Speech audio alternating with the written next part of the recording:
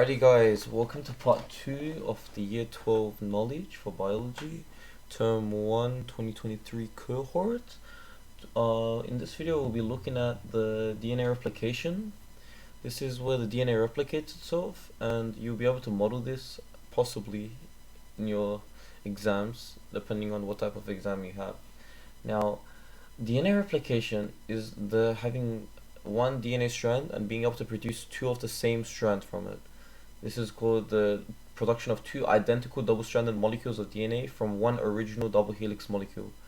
The double helix molecule just means double-stranded, and double-stranded obviously means double helix. Now, each strand of DNA is used as a template to make a new complementary strand. This is called semi-conservative DNA synthesis. The things I've highlighted in yellow are the parts where I found it hard to memorize. The pink parts are the stages in the DNA replication.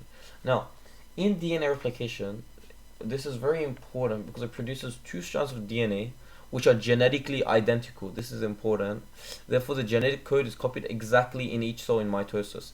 This allows cells to contain the same information or have the same genes, such as skin cells creating more skin cells and not randomly creating tongue cells or stomach cells, which would be bad, obviously, if you're trying to repair a damaged or a cut skin.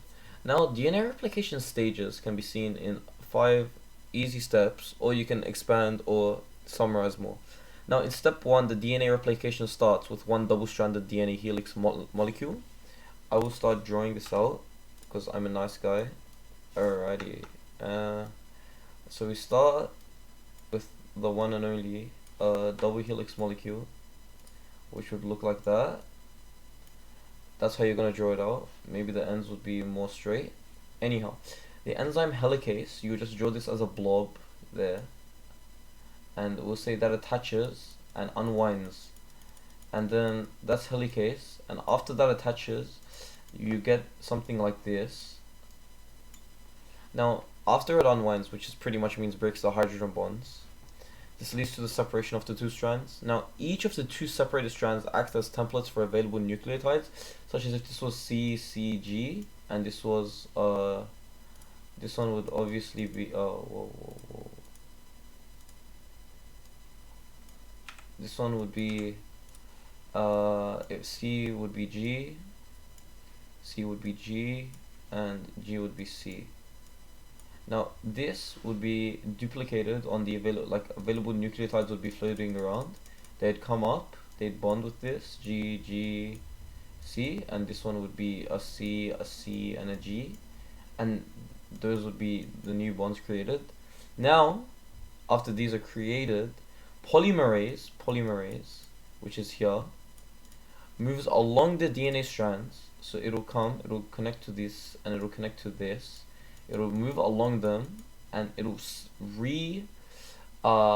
remake the hydrogen bonds between them.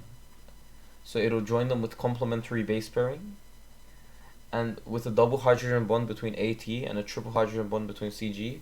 Now, as polymerase moves along, it'll catalyze the complementary base pairing reaction.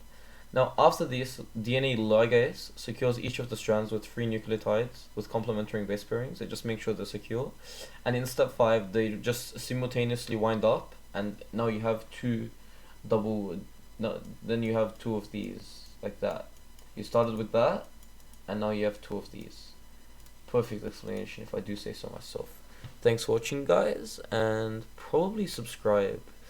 I'll also be making the mitosis video next.